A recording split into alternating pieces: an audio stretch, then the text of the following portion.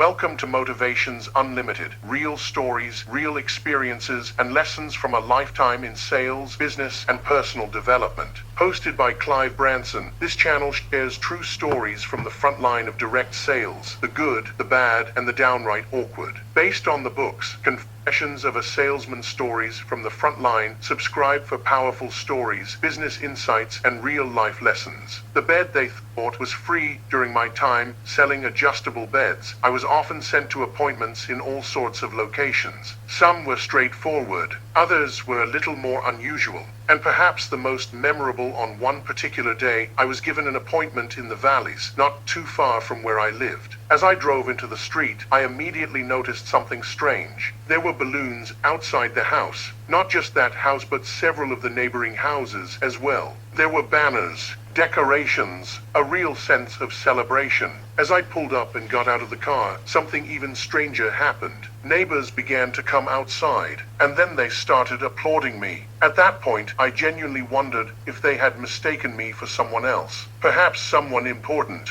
a local celebrity, maybe. But I decided to carry on and see what was going on. When I approached the house and knocked on the door, I was greeted with an incredibly warm welcome. Not just from the customer, but from what seemed like the entire family. People from across the street had gathered inside. Everyone smiling, everyone excited. I was offered tea, biscuits, and made to feel like a long-lost relative. I had never experienced anything like it. Naturally, I began the sales presentation. And again, everything seemed to be going incredibly well. The customers were nodding, agreeing, showing great interest. When I presented the brochure, which included beds ranging from around £5,000 to £10,000, they didn't hesitate. In fact, they seemed happy to choose one of the more expensive options. At this point, I was thinking to myself, this is the easiest sale I have ever made. Then came the important question: how would you like to pay? Cash or finance? I asked.